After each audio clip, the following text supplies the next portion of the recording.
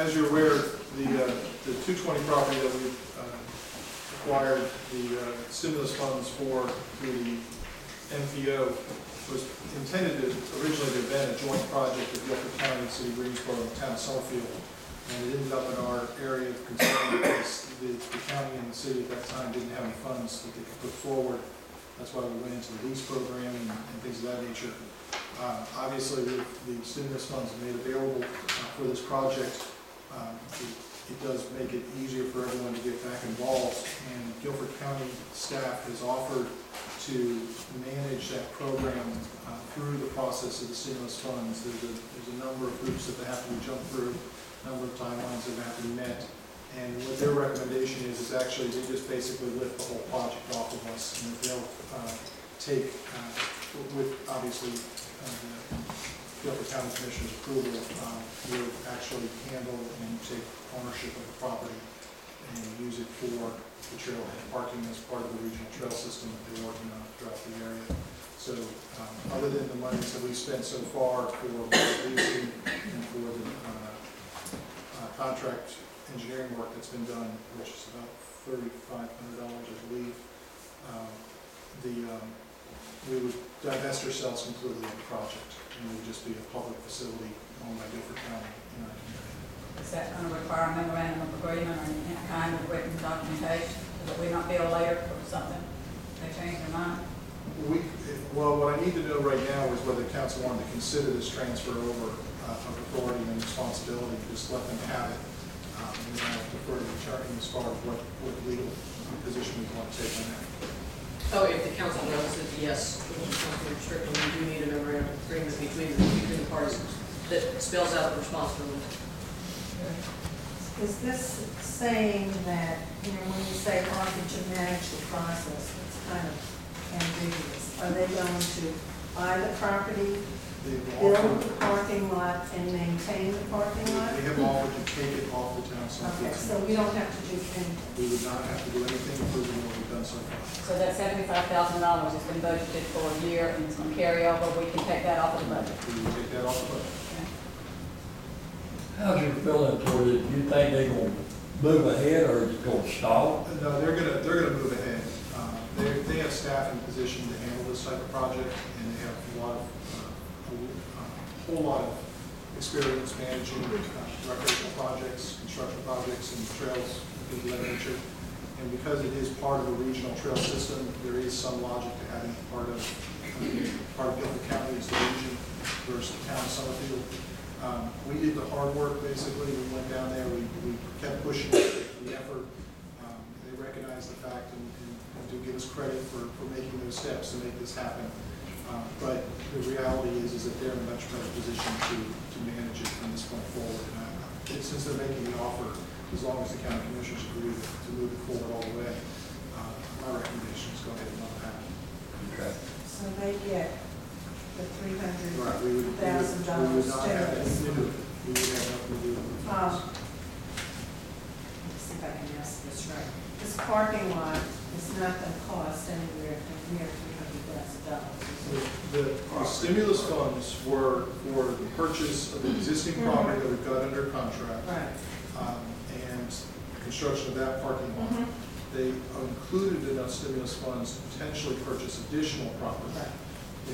If the county doesn't want to move forward on that and purchase that property at this time, then they wouldn't do it, and those stimulus funds would go back into the pot, basically.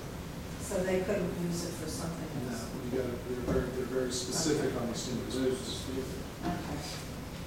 Okay. Now, if I could use it on other things, I would have used it.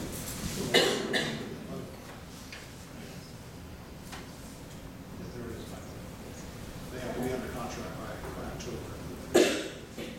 So did you say that there would be or would not be some type of agreement?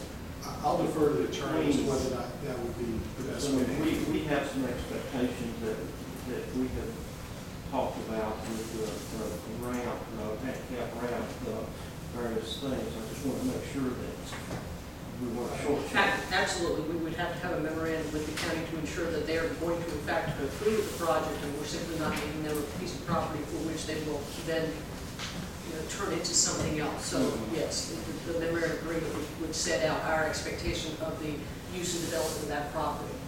As well as cost and maintenance and our Absolutely, responsibility. absolutely, Okay.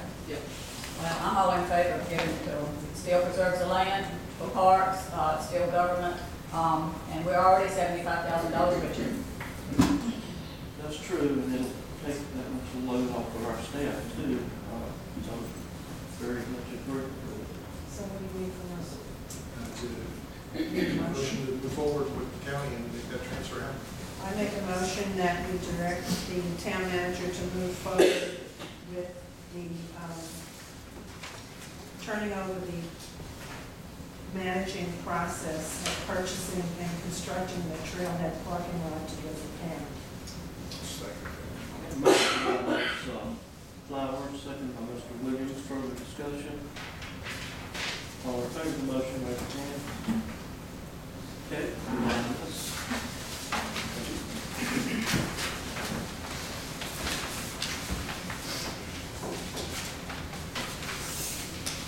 The next item of business I have for you is I'm requesting the council to pass the resolution opposing Senate Bill 758, which is the transfer of all state secondary roads within municipal boundaries from state maintenance to local government maintenance. I'll read this resolution if you want me to, and then we can discuss. This is resolution 2009-005. Again, resolution opposing the Senate Bill 758, transfer of all state secondary roads within municipal boundaries from state maintenance to local government maintenance.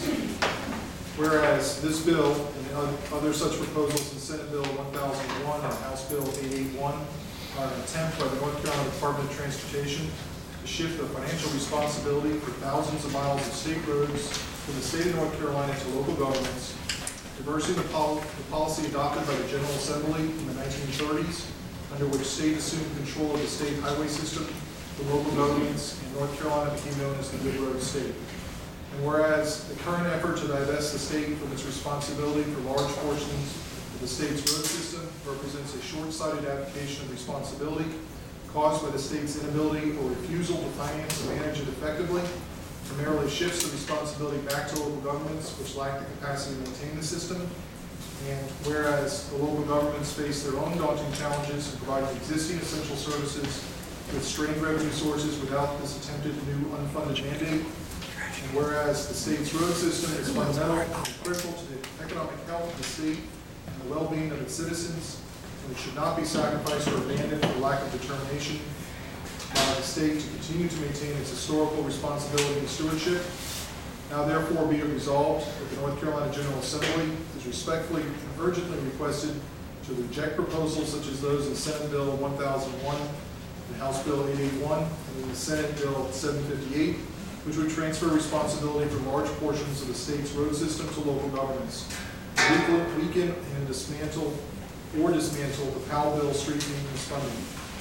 We have further resolved that the town of Summerfield recognizes and respects the challenges facing the General Assembly and its responsibility for the state's road system, and pledges its support for leadership leading to solutions for the benefit of all citizens. Adopted this 12th of May 2009.